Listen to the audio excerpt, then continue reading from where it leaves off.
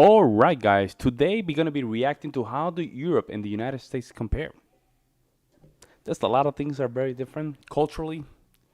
It's a lot of things that is based on a lot of videos that I've seen. United States and Europe, they do share a lot of Europeans culture. However, culturally very different. But let's see what this video has to say. Make sure you like and subscribe. We're heading to 10,000 subscribers. Make sure you like and subscribe for that way you can help me reach the 10,000. Let's jump in. Europe. One continent, 44 countries, according to the UN, and 746 million people. The United States are part of North America, only one country with 329 million people, less than half of Europe. The United States are often compared to the European Union or Europe as a whole a lot of times. So in this video I thought it would be interesting to take a look at a few indicators and check how it is that they in fact compare. We've already covered a few of the basics, amount of countries and population, but what about size? The United States have an area of around 9.8 million square kilometers, while Europe has a size of around 10.5 million. Although this can vary depending on which limits you attribute to the continent. So now that we've covered all of those basics, let's jump into a few specific indicators and find out how the two compare. First, comparing the latitude. It's very interesting to see the overlay of the European cities on top of the US territory and vice versa. Also, don't forget Alaska, which a lot of people do when they compare. Don't forget this big ass territory over here. Is here? That's a state. Which should be put like a right here. Pop. For instance, as stupid as it may sound, I had no idea Reykjavik was as further north as northern Canada. The same applies to Oslo. It makes sense that Portuguese and Spanish cities are on the same level as California, at least climate-wise, but it's weird, for instance, that Ankara is at the same level as Delaware. For some reason, I always thought it was so much further south. It's also strange to see that Los Angeles is on the same latitude as Algeria in North Africa, or that New York is at the same latitude as Azerbaijan. Speaking of Portugal, Spain, and California, how do the US and Europe compare when it comes to the hours of sunlight they get every year? Through this map, we understand that the southwest USA gets more hours of sun than anywhere in Europe, over 3,500 a year. And unlike Europe, there's no... I did not know that at all. No wonder Germany's a little bit more colder than Wisconsin. Okay. In the US that gets less than 1,800 hours of sun, as is the case in many areas of Europe, those in light green, blue, and dark blue. It's also odd, at least to me who isn't an expert on this matter, how the amount of hours of sun isn't directly related to the latitude of the region. I always assume that the closer to the equator you are, the more hours of sun you get, but we can see on this map that this isn't the case at all, even though we can tell that usually southern areas get more sun. If you know which other factors determine hours of sun, let me know in the comments. Another interesting topic is human development. The United States and Europe are arguably two of the most developed areas of the world. This map compares the Human Development Index of each US state and each European country. In case you don't know, the HDI is calculated as the geometric mean of life expectancy, education, and gross national income per capita. Assuming that those indicators are representative of the quality of life of people, it seeks to measure precisely that. In the United States, there's only one state that doesn't make it into the top 3 HDI Mississippi. I'm not surprised. I'm not even surprised. Mississippi, bro, that place poor as hell. Alabama, Mississippi, very poor. Very poor.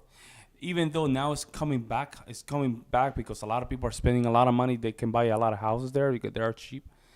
And the house market is very good in Mississippi. You can buy a lot of houses. As today, you can spend not a lot of money to get a big house in Alabama.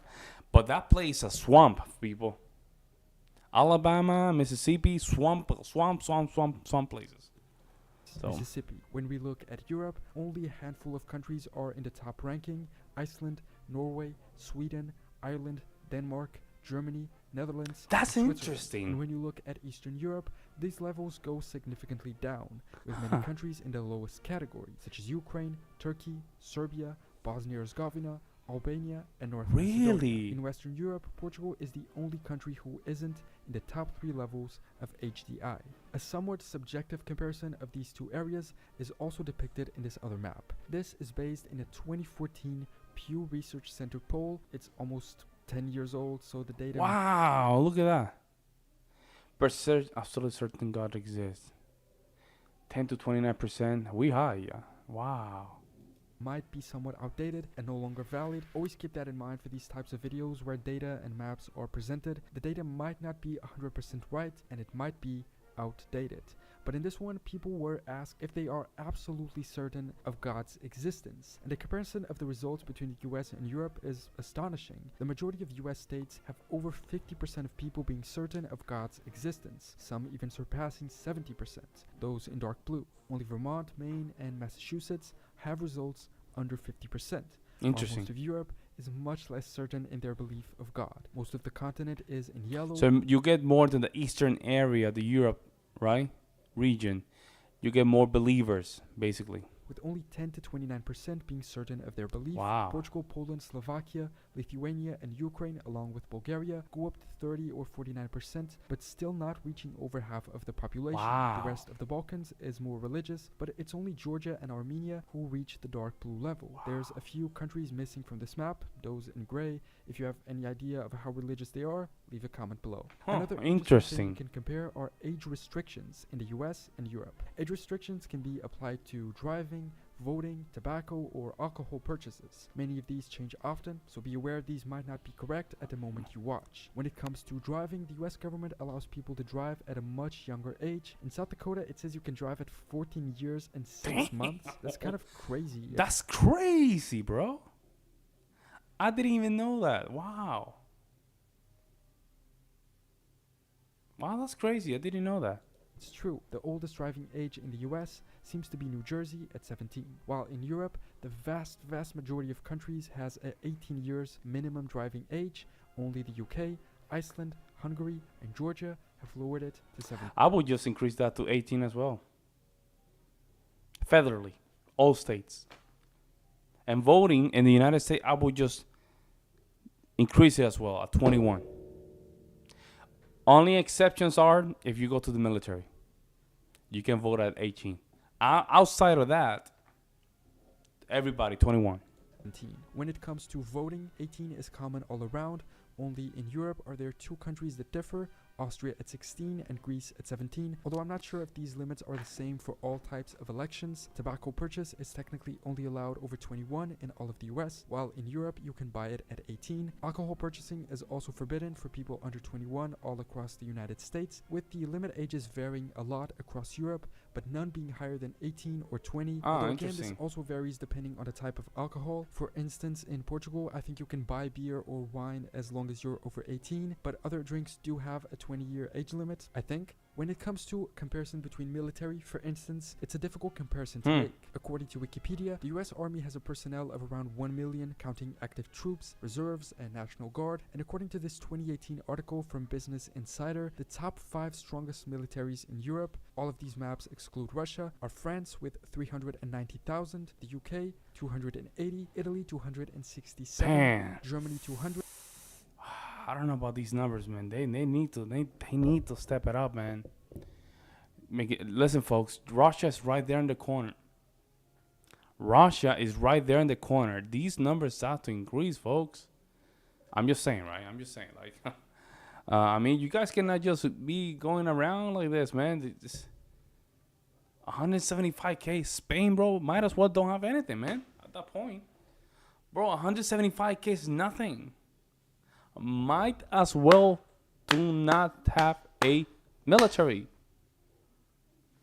Why? You cannot defend yourself with that amount of military personnel. You have China. What y'all thinking, man? Look at Ukraine, man. They not even. I mean, the only way they're holding back a little bit is because they're just throwing their men into the front line. And it's reaching 1 million, but just to give you like like you guys, wow, that's very low, man. In Spain, unless, hear me out. If that's the case, then you guys might just go under the same flag. You see what I'm saying? If it is inside the same flag, maybe this number makes sense. You see what I'm saying? If it is under the same flag, which I doubt because the UK is not part of that flag anymore, you have 1.1 million. So let me know what you guys think in the comment section below. 5. Together, these alone would surpass the US Army, although you'd still need to take into account the material advantage of the US. Ships, intelligence, tanks, planes, investment, and in these the US has a considerable advantage, as we can see from this graph depicting the investment comparisons. But thankfully, most of Europe and the US are allied through NATO, so a comparison isn't needed because in the event of a conflict, it is very likely they would be on the same side. And what about an economic comparison? The United States and the European Union are the two largest economies globally in nominal terms. In recent years, only in 2011 did the European Union have a higher GDP than the US. Keep in mind this excludes non-EU Europe. The US's GDP per capita is 63,000, while in the EU it's 33. But it's almost the same, right? Both of these are on average. There are EU countries and US states with higher and lower values. Also, as we can see from these maps, the US's GDP is mostly carried by California, Texas, Florida, and New York, while Europe's is mostly carried by France, Germany, the UK, Spain, and Italy. When it comes to currency comparison, as I make this video, €1 equals $1.07. Yeah, that's wrong. The euro's Yep. value has been higher, and recently its value has decreased a little, approaching parity with the dollar. As we can see from this graph, there was only a short period in the early 2000s when the euro was worth less than the dollar, and there was a point where it was almost worth 50% more. Recently, things have stabilized and they're almost worth the same, but with Croatia joining the European currency next year, it might go up again. Also keep in mind, not all of Europe and not even all of the EU use the euro as their currency. Another interesting point to compare is the percentage of young people aged 18 to 34 that still live in their family's home, meaning in most cases they do not yet have the financial stability to live on their own. Damn, bro. Wow.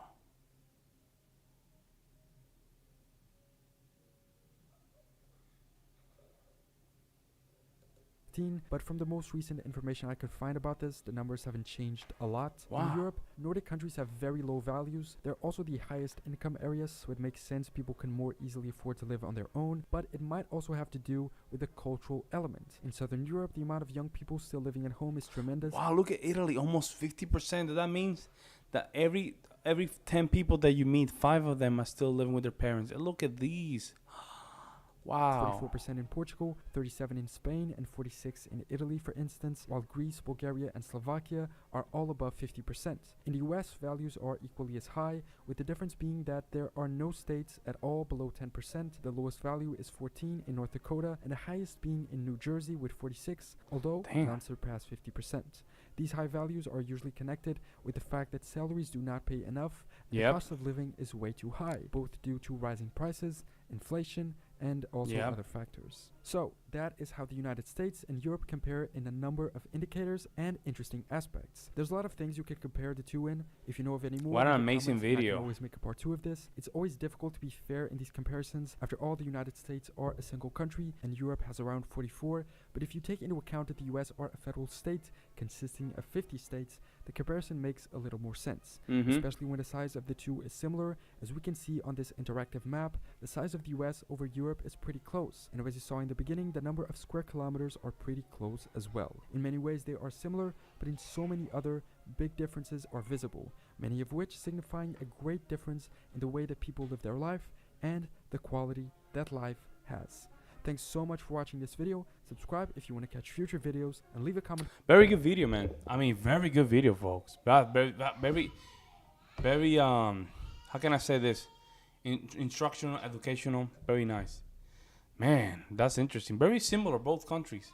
I think the dollar right now is the value is very low because we're pretty money like it doesn't have any value. But personally, I think yeah,